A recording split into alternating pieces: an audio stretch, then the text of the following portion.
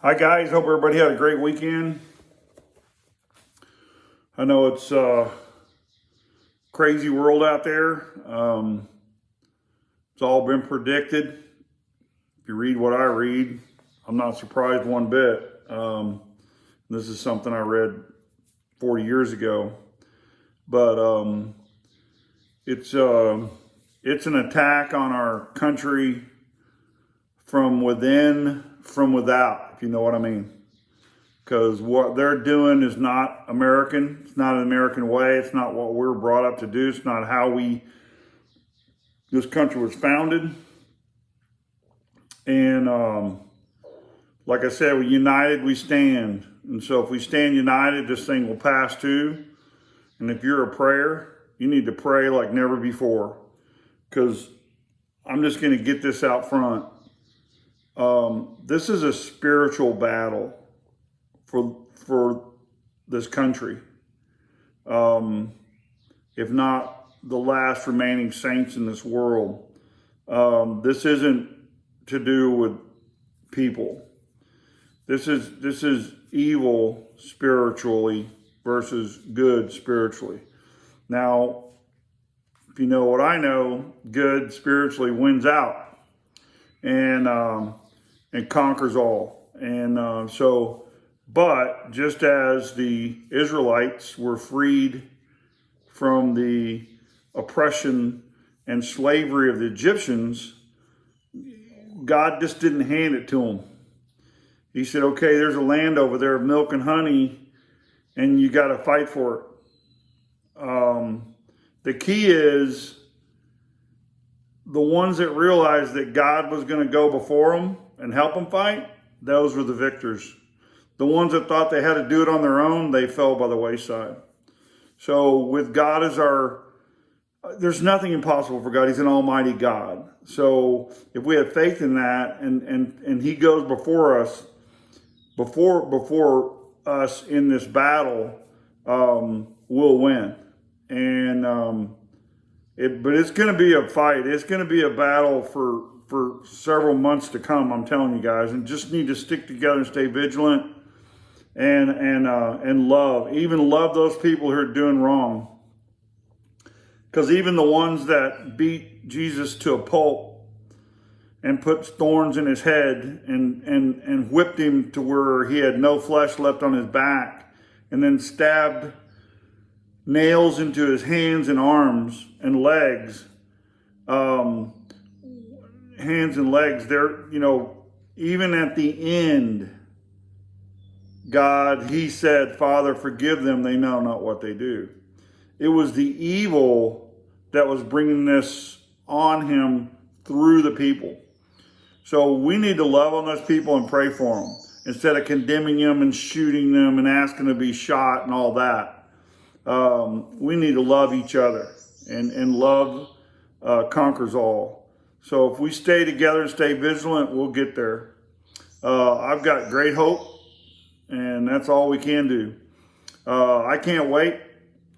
It's going to be less than 2 weeks away now. We'll all get together and celebrate my brother Roger's life, and that's the way it should be. If you guys would join me in prayer that all that goes well and we all come together with no incidents, that'd be great. Just join me in that, because that's my prayer for everybody. There's been some great videos come out, some great pictures, and everybody's contributed. I just, looking through a few of them today, I was just excited about the good that's coming out. And I think we've all experienced the other side of Roger, and none of us like it, but we're all guilty of that too, of having that other side. Some of us have that other side longer and worse than others, but we all have it. So it makes no difference. It's what we need to remember is the good, and forgive him and forgive others for the bad. You have to, because if you don't, it just eats you up. So that's what I'm kind of talking about tonight, is the love that he had for people from the get-go. even though I say I looked up to him as growing up, as we grew older together, he became my biggest fan. I was trying to play professional football, and he was there. He would run routes for me. He would do that. He would come. I played semi-pro football, and he'd come to every game. He was on the sidelines. I mean, that was one thing that if he took an interest in you, it wasn't just a small interest. And I watched him do that with several people. Matter of fact, in the last few years living in Horatio, he'd call me crying, trying to help people that were worse off than he was, and how they would reject him or accept it for a little while and then kind of drift off, and it broke his heart. That's life on planet Earth. It's not supposed to be heaven on earth, but that was one thing. Roger never quit fighting for that, and he was compassionate about people. That's the part that I try to remember and bring out so that we can all emulate that. I mean, and we should be Christ-like, and in those areas he was, because when he loved humongous. I mean, he loved it big. He did everything big. That's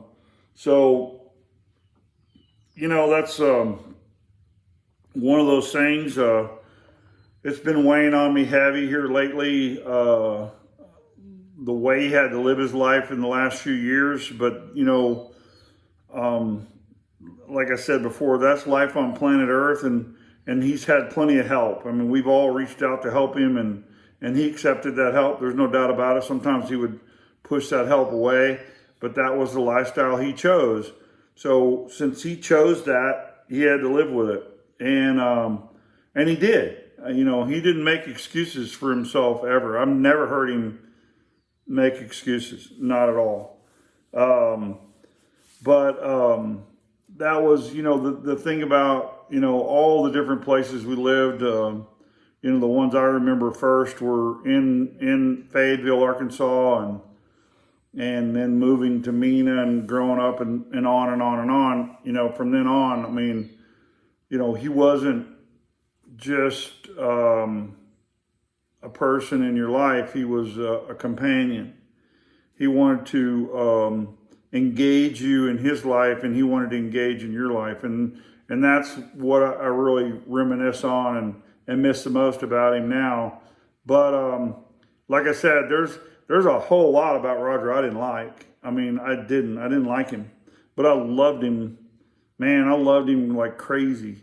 And that's what we're supposed to do. We're supposed to love one another and forgive each other.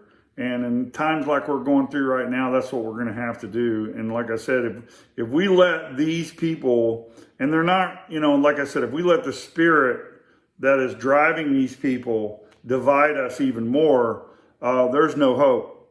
So I refuse. I will not let them divide me or divide us. I will pray against them. We have authority over them, and we can exercise that authority. There's going to be some civil unrest because, there's a lot of people been deceived out there about what the world's really about, and now they're waking up. So it's going to get better. It really is. And I hope everybody knows that. We will, we'll survive this, and we'll be fine. But like I say, I just, over the weekend, talking to Scott about some music that Roger played, and had some people share some stuff, and like I say, he was a big poet, and there's a project being worked on right now that I think if it comes about, it's going to be real pretty, beautiful in his memory.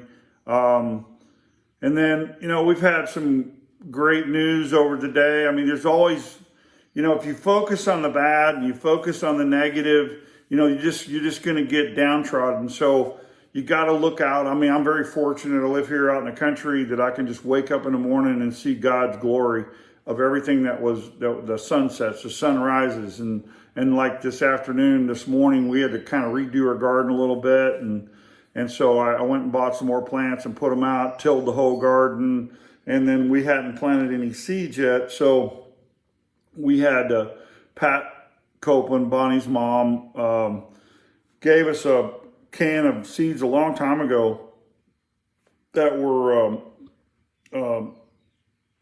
hermetically sealed, and I forget what they're called, original seeds. They're non-hybrids, so they're not Manhattan jacked with them. It's really a treasure, and we've been wanting to do it, so we broke them open today and planted some beans and planted some corn and planted some okra. We planted beets and carrots today. A little late. We're up here. We've been a little cooler than everybody else, so it's early now. I think we're going to be fine. And then I kind of doctored up the rest of them and planted some new tomatoes and pepper plants that weren't going to make it. And it's just, hit and miss like that. But all in all, our watermelons and gourds and cucumbers are doing great. Like I said, Roger was a big part of grandmother's garden. I know and back in the day when he lived there, he went and helped her cultivate her garden, helped her a lot there. And my dad's always been a big gardener because of my grandmother. And we've always had, I'm serious, I've always just had one of those, fortunate things where we just planted it and boom, it exploded. Well, this one, man, we've had to work. It's not, it's like the soil didn't want to take it or we didn't do it right or whatever. But man, we got it all done today, and I was going to have to water, and Bonnie helped me at the end plant the seeds this evening, and we were just putting up the trusses for our cucumbers to let them climb up. And man, we looked up, and the forecast was like 20%. We looked up, and there's this big rain cloud coming at us.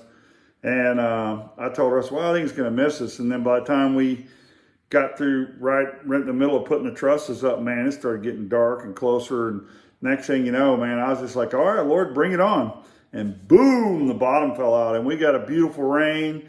Didn't have to water anything, and lightning in it. I don't know if you guys know that. Some of y'all do. I know Larry Longdon knows it. That was like the vault.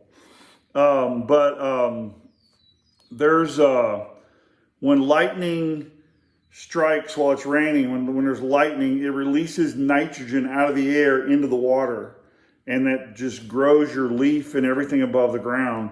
It's really, really good for that. That's like a good telltale story is that you'll get one of these summer rains after you just mowed your yard and you couldn't get it to grow, putting fertilizer out and water with your regular fertilizer and all that stuff. And then you get a big rain with lightning on it.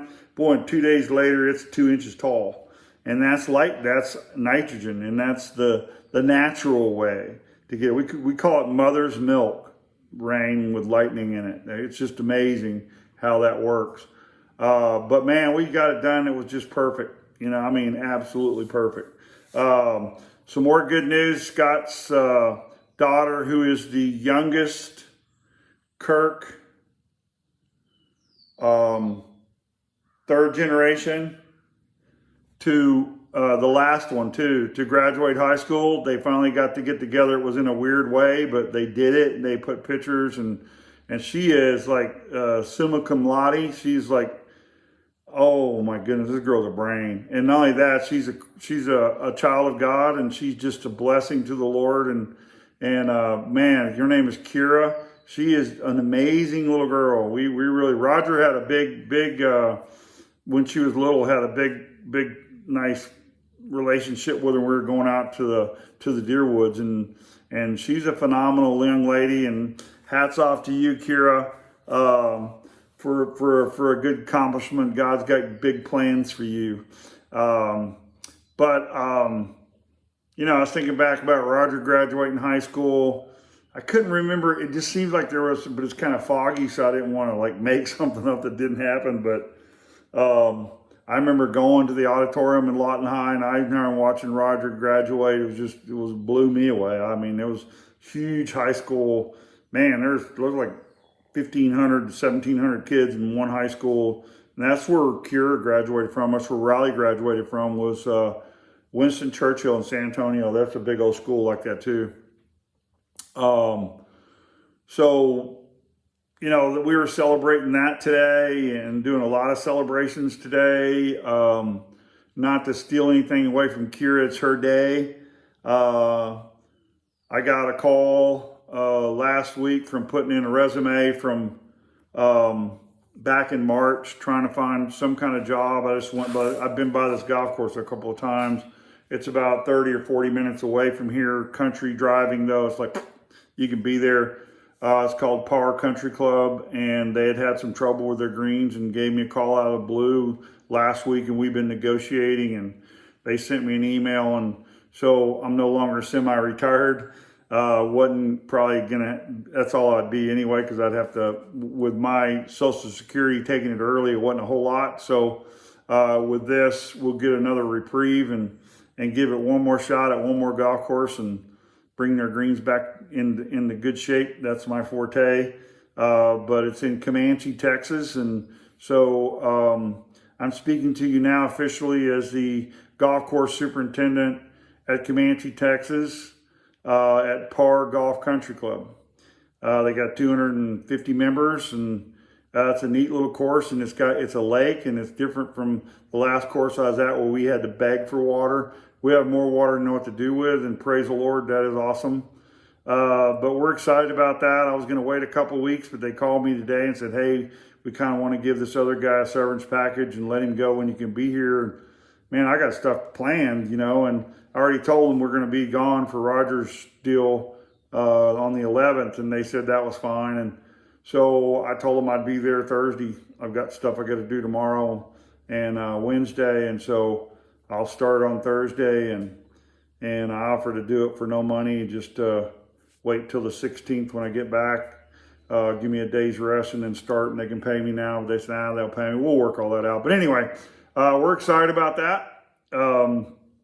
This is something I've been doing for 28 years and took a year and a half off, and I love doing it. It's just like farming.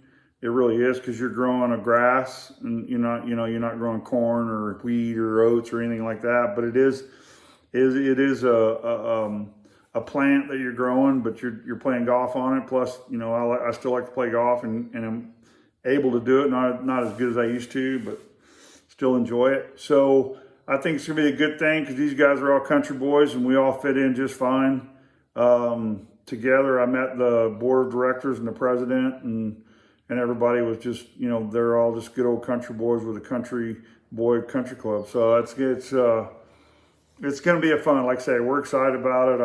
I told them I'll give them 2 to 4 years. We'll see how it goes, at my age. But I did tell them I would, I'll train somebody, give me somebody local that's interested in it, and I'll train them how to do it and bring them up. And then you got a local guy, a young guy that can stay on there for a long time. So they were all in for that. And of course, they hired me for a reason. There's some problems, and looking at my resume, they thought that I could handle it. And little do they know, with Christ, I can do all things through Christ who strengthens me. And my God can do impossible things. There's nothing impossible for God. So I will dedicate it to him. I already have, but I literally will dedicate this whole project to him. And so God doesn't put you in places to fail. So he's never put me anywhere where I failed, ever, as long as I put him first. So with that, that's my announcement. And like I say, I can't wait to see everybody. Dylan FaceTime. Well, I went through Messenger, FaceTime me through Messenger, and got to talk to him and Carolyn last night and yesterday evening. It was we had a great conversation. It was awesome. And then Marie sent out a video today of a place they lived in Austin, down big old, they a lot of green belts with these big canyons, and it was really hard to get down there. It was really slick, and Roger built them some rock stairs. I mean, we're talking, man, 100 feet or more, easy. And the video she showed me, she was taken from up above, and little Enzo, Roger's grandson, he couldn't have been over 3. I mean, he might have been 4, but he's there helping him, and it was really neat. I enjoyed that a lot. It was awesome. Thanks, Marie. She said she's got more to come, so I don't know if I'll start putting these on iMovie, I can make a movie out of it, and I can interject things in like that. But like I said, I'm not that good at it. even the video I made had some goof ups in it, but we did the best we could with what we had. So, yeah, I like I said, just remembering the good things about Roger. Even us, the older we got, it was probably less intense. We definitely had less energy because we're both older and couldn't get around like we used to. I've had, for y'all that don't know, I've had both my hips replaced and several surgeries from playing football, and so all in all, though, I'm in really good shape. So blessings from the Lord again. But like I said, I'm looking forward to getting up there and celebrating with everybody. I hope it looks like we've got, I think right now, last count, 22 or 3 for a 25 room place. So it's going to work out really good. Part of that is couches, and that's where the young boys are going to get. I mean, if you're under 30, trust me, boys, y'all sleeping on the couch. And I'm actually going to bring a blow up. Really, they've got these nice, real tall ones now, and it's a queen size. And so I'm going to put mine out on this big screened in front porch. So I'm going to put mine out on the porch. That's where I'm sleeping, in the Arkansas mountain air. It's going to be like I said, I can't wait to hug everybody's neck and be with them and share what we all know that we've been sharing long distance, that we can do it together. So anyway, I'm looking forward to it. I can't wait, and it's going to be a good time. It really is. And so I thought I might try to play a little upbeat. This is where I kind of first learned to play, was where, like I said, Roger gave me a harmonica and said breathe, and it was kind of, that the first thing you do when you get a harmonica is you run through the scale, and then you kind of breathe on it, and then you learn the train, and then you go on from there. But Scott told me his name, and I can't remember it right now. Me and names, I kind of use the Lord's no respecter of man, and neither am I. It doesn't go very far, trust me. This guy, I think this guy's name was kind of, I guess one reason I don't remember is because the guy's name is kind of raunchy, like Dick something or something, I don't know. But anyway, excuse me. But it was Jay Giles' band. And I'd heard the blues and I heard that, and they're kind of hard to play. You got to really, really work at it. And I do everything with my lips. Some people use their tongue. I don't use my tongue. Every note is with my lips, and so it's different. But Jay Giles had a sound, and it was always upbeat. There was no sorrowful or any of that kind of stuff. And so I thought I might end it with this. Peace. Love you guys. And like I say, united we stand. It's going to be a great nation again. Trust me, they can't tear this down. You can't stop what God started. You can't. There's no way.